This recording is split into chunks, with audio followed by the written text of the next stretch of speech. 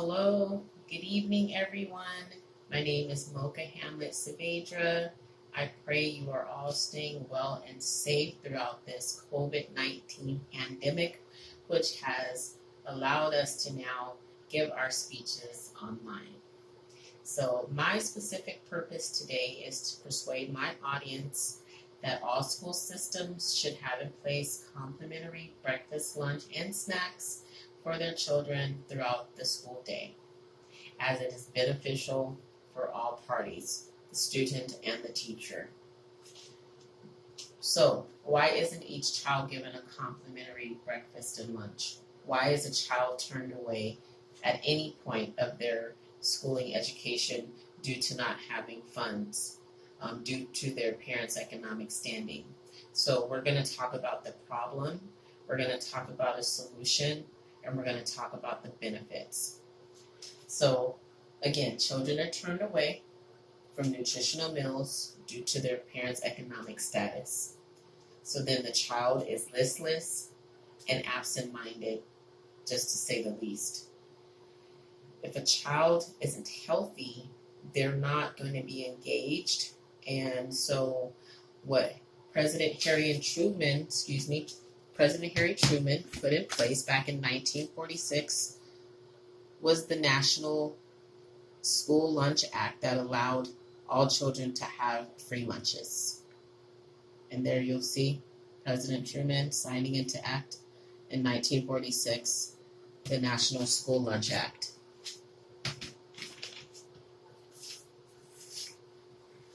So again, although a parent might be able to have reduced lunch, it does not allow for that child to eat throughout that 5-day school week. They might only be allowed to eat 2 or 3 days and then given a cheese sandwich and or a water bottle for the remaining days 4 and 5. So I shared with you the problem. Now I'll talk to you about the solution. So according to sustain.org, more than half of all primary children miss out on healthy school meals, maybe for reasons of poverty. My solution is bringing back Future Farmers of America, FFA. According to FFA.org, students not only are taught where the egg comes from, but they have hands in raising the animals and growing their food. Students take pride in the knowledge and the process of where their food comes from. And so again, if they're more engaged, as you can see the kids here, it's like, wow, after they've helped to grow this, then they get to eat it. And so they take on learning healthy nutritional habits and they don't even know it. You know, we're the ones guiding our future and teaching them what's good and what's not good. And so it starts with us. So again, that's my solution, bringing back Future Farmers of America into our school curriculum. And now I will talk to you about the benefits of healthy eating. So the benefits of healthy eating, first, it will reduce cancer, it will reduce diabetes, and being overweight. And what it will do is engage healthy learning, healthy listening. And so according to choosemyplate.org, you'll find here, it helps parents, teachers, and students, even college-age students, creative, healthy eating lifestyles. And it helps to customize food charts and food groups information so that, again, you're more engaged and you're more hands-on in your nutritional health. Again, it keeps you engaged in mind. And again, this also helps the picky eater. Imagine our picky eater children being involved in the process of the more color, the more healthy. You know, that's what I learned when it came to eating healthy. The more color, like berries and carrots and yellow bell peppers, all those things are healthy for us. Pardon me. Okay. So I shared with you the benefit. And so I talked to you about the problem. I talked to you about a solution. I talked to you about a benefit. So if we all work together, parents, teachers, aunts, uncles, grandparents, all of us, if we work together to implement healthy eating, it will reduce health risk. It will promote attentive learners and listeners. And so,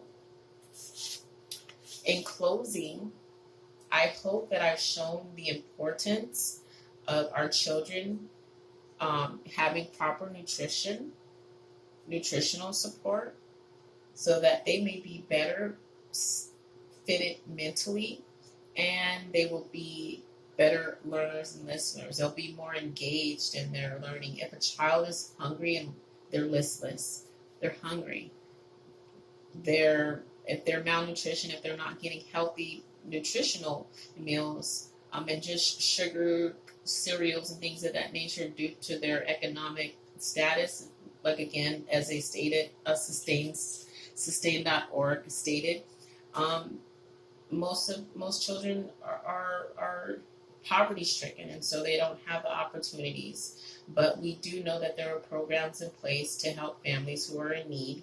And for someone who's been a nonprofit support, helping our homeless out on the street, our mentally ill, making sure that they're fed, this holds dear to my heart, that no child be turned away, that all children have the right to a healthy nutritional meal throughout their learning process, throughout their tenure, pre-K through 12. No child should be turned away. No Child Left Behind is not just about the mental intake, it's about the nutritional intake, because again, if they're not getting fed physically, they're not going to be able to engage mentally. So again, I thank you for giving me your time, for listening to my heart for the children. And again, it's up to us. If we, our children are the future, and so let's make sure that we give them a fighting chance to succeed by making sure that we implement nutritional meals, getting out there. If there's a family that you know that is going without, share with them the programs. President Truman, he put this program in place. There's more programs in place. There are food banks. There's the EPT program now.